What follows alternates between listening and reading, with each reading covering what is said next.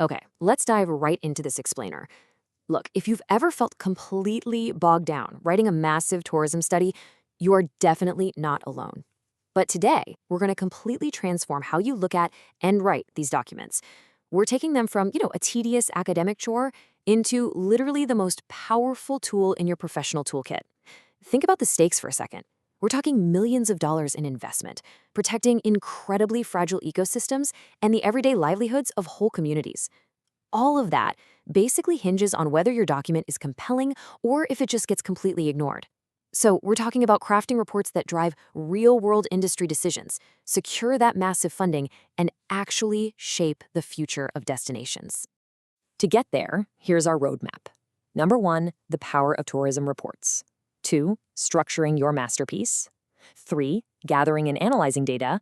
4, writing with professional polish. And finally, 5, polishing and presenting. By the end of this explainer, you're going to have the complete step-by-step blueprint to write, edit, and present a world-class tourism report. And to make this super practical, we'll be using a hypothetical ecotourism resort feasibility study as our guide through the whole process.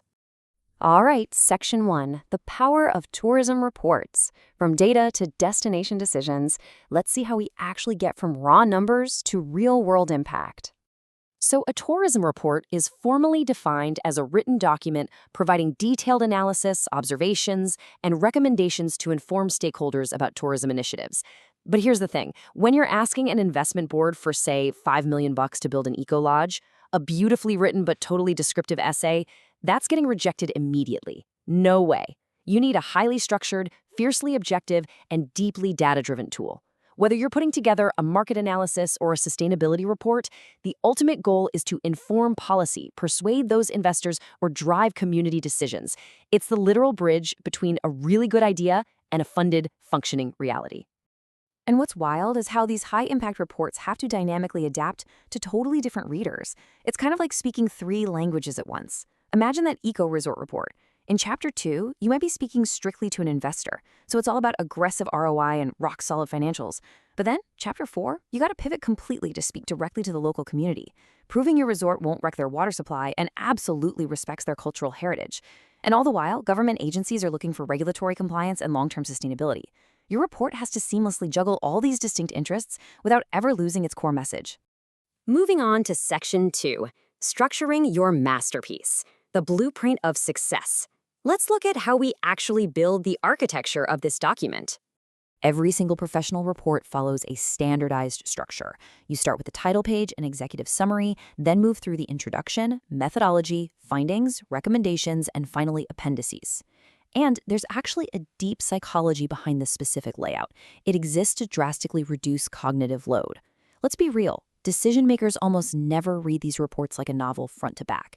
They're hunting for specific info. An investor might skip straight to the findings, while some academic might scrutinize your methodology. This predictable architecture means everyone finds exactly what they need instantly without getting frustrated. Which brings us to an unbreakable absolute golden rule. Write the executive summary last, but place it first. Even though it's sitting right there on page 1, drafting it should be the absolute final thing you do. Writing it first, it's basically like trying to write a definitive review for a movie you haven't even finished filming yet. You just can't accurately capture your final actionable takeaways in the overarching narrative until the deep analysis is completely finished and down on the page. And when you do write it, keep it incredibly tight. We're talking a strict maximum of 300 words. Why so short?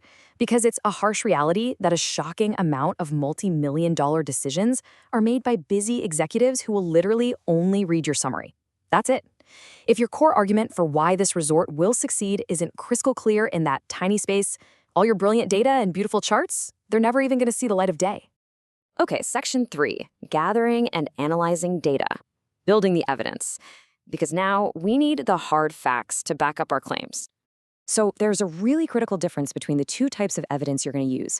Primary data, that's your sweat equity. That's your team physically out there on the site counting rare birds or sitting down face-to-face with a local mayor. It's firsthand, it's specific. Secondary data, on the other hand, is the macro context. This is the existing research you pull from, the UN WTO or market analytics showing a global surge in sustainable travel. A truly bulletproof report weaves both of these together. You use the secondary data to show the big global trend, and the primary data to prove your specific site can actually capitalize on it. And when you're presenting quantitative data like visitor demographics, clarity is everything. Please don't force an investor to slog through dense paragraphs of descriptive statistics. A clean visualization makes the market segmentation instantly digestible, showing at a glance that 45% of your market are high-spending adventure seekers.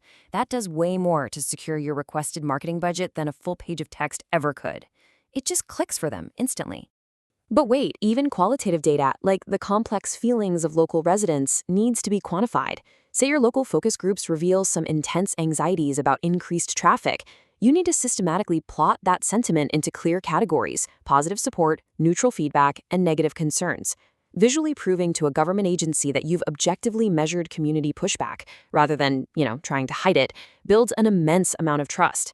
It shows you're actually prepared to mitigate those exact issues. Let's jump into Section 4, Writing with Professional Polish, because precise English is the global currency of the tourism sector. Let's get the words right. Tone is absolutely everything here. You really have to ruthlessly strip out conversational slang and casual phrasing from your writing. Writing something like, "They decided to add more luxury amenities," sounds like a casual chat at a coffee shop. But shifting that to, "It was decided to add additional luxury amenities," it completely changes the vibe. It immediately signals that this is an institutional, objective assessment. It instantly elevates your credibility and treats that major investment with the serious respect it deserves. Now, here's a fascinating little nuance about voice.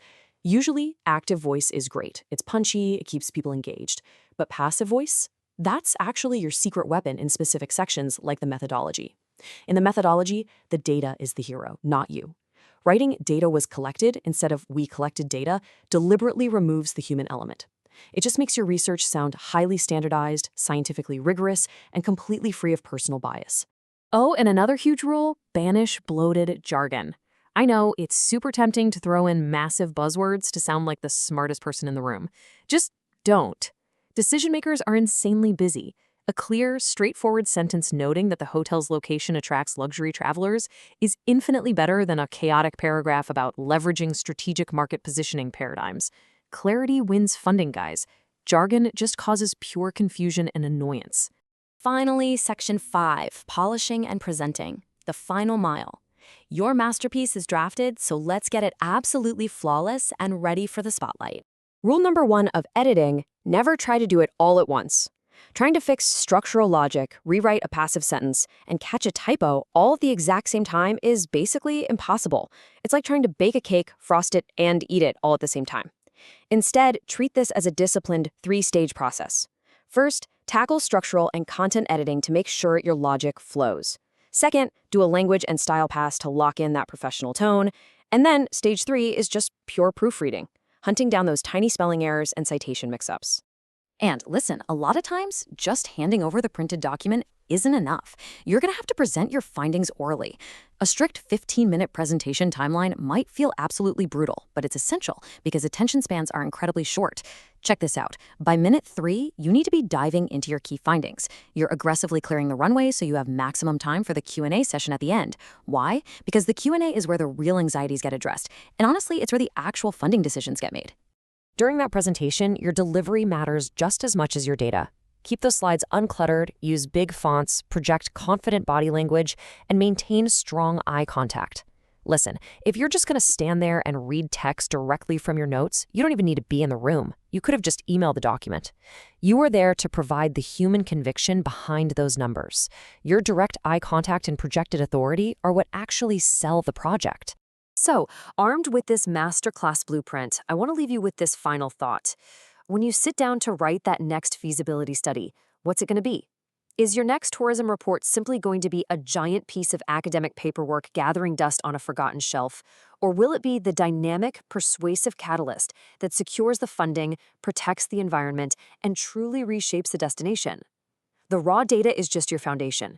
The choice of impact lies entirely in how you craft it.